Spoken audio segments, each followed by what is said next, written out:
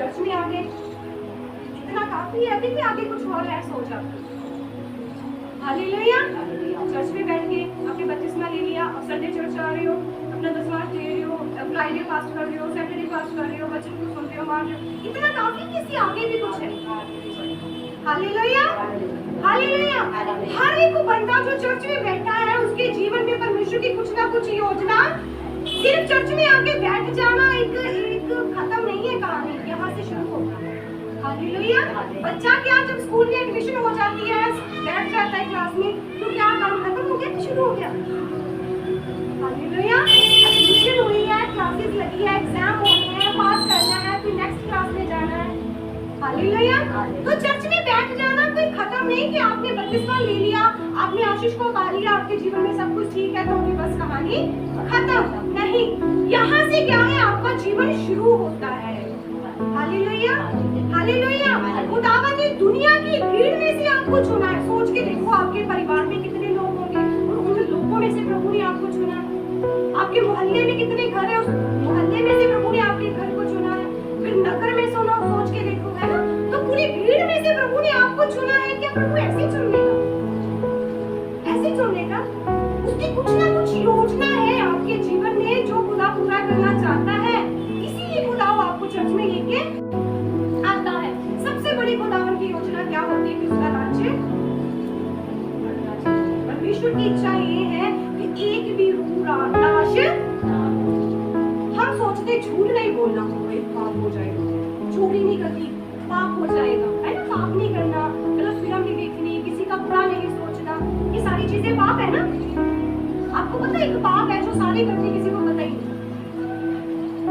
Hallelujah.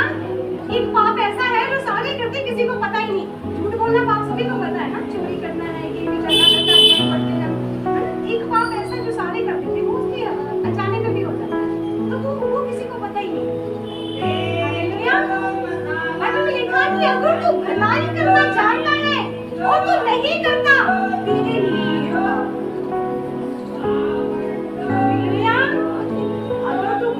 करना जानता है और तू नहीं करता, तेरे लिए ये आप कहीं भी खड़े हो, आप अपनी रिश्तेदारी में हो, आप अपने दुनिया के किसी भी कोने में हो, किसी भी काम के में हो, अगर आपको किसी भी लगता है कि ये बंदा ठीक है और ये बीमार है, इसको परेशानी है, इसके जीवन में स्ट्रगल है, इसको यीशु मसीह की जरूरत है, ये भलाई है ना, और आप नहीं कर रहे, ये क्या है?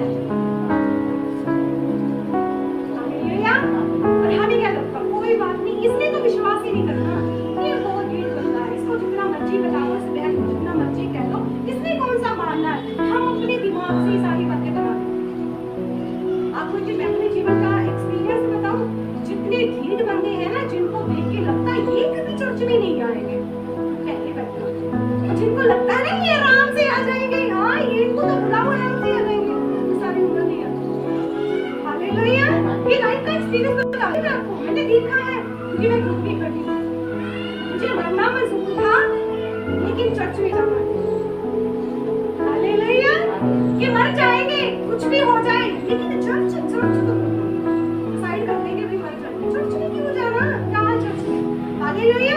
जो ठीक लोग होते हैं ना, जो कट्टर लोग होते हैं, तो उनको बाजू से खींच के लिया कर, चलो वो आगे ले लेंगे। हालेलुया। अरे कर देखो यहोवा कैसा है। हालेलुया। तो खुदावंद उन लोगों को लेके आता है जो ज्यादा कट्टर होते हैं। प्रभु के घर में लाना, किसको नहीं लाना, वो किसकी इच्छा है, लेकिन आपका काम क्या है, लोगों को बताना है। मैं सच बता रहा हूं, मैं वही आपको हमेशा एक चीज बताई है मैंने अपने जीवन में, कि वही सिखाती हूँ जो मेरे में है, जो मैं खुद नहीं करती, मैं आपको कैसे बताऊं मैं ये काम करूं, है ना। क्या लिखा वचन में, कुछ याजक फरीसी क्या होते हैं, वो आप उंगली से बाहर नहीं उठाते, उन लोगों के ऊपर बड़े बड़े काम को ये कर दो जी, इतनी फास्टिंग। मैं उसी दिन किसी को फास्टिंग के लिए बोलती हूँ जिस दिन मैं खुद, हालेलुया, उसी के लिए प्रेयर के लिए बोलती हूँ जब मैं खुद प्रेयर में हूँ। हालेलुया। इसके ऊपर छोटी सी कहानी है, मैं आपको बताना चाहूंगी कि एक माँ थी और उसका छोटा सा बच्चा, ठीक है, बच्चा था और वो बहुत ज्यादा चीनी खाता, इतना मीठा खाता था, जो मीठा मिले जो खाना, उसकी माँ इतनी परेशान होगी, वो बोली इसको तो छोटी उम्र में शुगर हो जाएगी, इसके दांत खराब हो जाएंगे, उसको बीमारियां लग जाएंगी। उसने बहुत उसको मारा पीटा, समझाया फिर वो उस गांव में एक सरपंच होता था जिससे सारे लगते बड़ों से लेके बच्चों तक। तो उसने क्या सोचा, उसने बोला इस बच्चे को मैं कहाँ लेके जाती हूँ, उसके पास लेके जाती हूँ सरपंच को, वो इसको समझाएगा फिर ये समझ आएगा। वो बच्चे को लेके सरपंच के घर में गई और सरपंच के पास बैठी, उसने कहा कि सरपंच जी ये मेरा बेटा है और ये इतना मीठा खाता है कि मैं परेशान हो गई हूँ, आप इसको बोल दो तो ये छोड़ देगा। उसने बोला अच्छा ये बात है, आप ऐसा करो आप अगले हफ्ते एक हफ्ता और देखना पड़ेगा। उसने बोला कि हाँ जाओ अगले हफ्ते आना। उसने बोला चलो ठीक है। वो घर गई और एक हफ्ते के बाद वो दोबारा आई, बोला कि सरपंच जी अब बताओ ये बच्चे को समझाओ इसको कुछ ये भी चीनी ना खाए, मीठा ना खाए क्योंकि ये बीमार हो जाएगा। उसने उसको पास बुलाया, उसको 2-4 बातें समझाई। उसने बोला बच्चे जब चीनी खाएगा ये प्रॉब्लम हो जाएगी, ये बीमारी हो जाएगी, वो तो मीठा मत खाओ। उस बच्चे ने बोला ठीक है आज के बाद मैं नहीं खाऊंगा। उसकी माँ परेशान, उसकी माँ बोली कि सरपंच एक ही बात आप पिछले हफ्ते बोल देते, आपने एक हफ्ते के बाद क्यों बुलाया? वो सरपंच ने बोला तब तो मैं खुद खाता। हालेलुया हालेलुया, अब मैं खुद खा रहा हूँ तो मैं कैसे इसको बोल दूँ कि तू मत खा। अभी मैंने एक हफ्ता छोड़ा, आज इसको बोल रहा हूँ कि तू चीनी खा। हालेलुया, अभी मैं नहीं करूँगी तो मैं आपको बोल सकती हूँ। हालेलुया, मैं आपके लिए बोलती हूँ कि मैं सब्जी लेने जा रही हूँ, मंडी में हूँ, हॉस्पिटल में हूँ, ऑटो में हूँ, बस में हूँ, मुझे एक ही बोझ है। खुदा का वचन लिखा है कि मरने वाले के पास जो मृत्यु पड़ी होगी ना, पुरानी नियम में लिखा है कि उसके पास जो बंदा खड़ा होगा उस मरने वाले का हिसाब उससे लिया क्यों कैसे करना। हालेलुया, आपके पास जितने लोग हैं और वो मसीह में नहीं है, प्रभु आपसे नहीं लेता। बता मेरे पड़ोस में प्रभु में क्यों नहीं है, मेरे रिश्तेदार प्रभु में क्यों नहीं है। हालेलुया, तो मैं तो भी क्या लिखा है यीशु मसीह ने, आपका पड़ोसी कौन है जो आपके पास है? अभी आपके पड़ोसी कौन है? घर पे चले गए तो कोई, बाहर चले गए तो कोई, तो जो आपके प्रेजेंट आपके पास खड़ा है वो ही आपका पड़ोसी है। तो उसको आपने क्या करना है, बचाना है। अभी एक चीज आप मुझे बताओ, आप सीधा सीधा सुसमाचार बोलोगे, क्या लोग विश्वास कर लेंगे? आप बोलो यीशु मसीह आपके पापों के लिए मारा गया, तो आप चर्च में आ जाओ, लोग क्या बोलेंगे? मैं करूं? हमने विश्वास ऐसे किया, हमने कैसे किया? खुदावंद की सामर्थ्य को देखा, हमने चंगाई को लिया, हमने छुटकारे को लिया, हमने अभिषेक को लिया, तो क्या हुआ फिर? हम बचे। अगर आपने अपने परिवार को, अपने रिश्तेदारों को, अपने मोहल्ले को, अपने किसी भी जगह पे किसी को बचाना है तो आपको किस चीज की जरूरत है? सामर्थ्य की, आपको अभिषेक की। हालेलुया, वचन को पढ़े। हालेलुया, निकालेंगे 1 कुरिन्थियों 4 अध्याय उसकी 20 आयत। अगर ये वचन आज अपने हृदय में ले लिया तो आज आपकी लाइफ चेंज हो जाएगी। आमीन, हालेलुया। 1 कुरिन्थियों 4 अध्याय उसकी 20 आयत।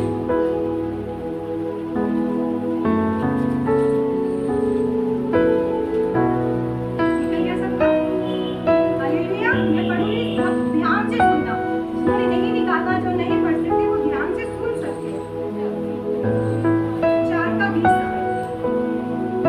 सुन रहे हैं सभी? लिखा है 1 कुरिन्थियों 4 उसकी 20 आयत में, क्योंकि परमेश्वर का राज्य बातों में नहीं परंतु, हालेलुया, इसमें खुदावंद का राज्य बातें करें लोग। हालेलुया, बातें तो अन्य जाति लोग 2-2, 6-6 घंटे बैठे बातें करते हैं, है ना? कोई गलत बातें करते विषय में तो 6-6 घंटे बातें कर जाते हैं, उसमें कुछ फायदा है?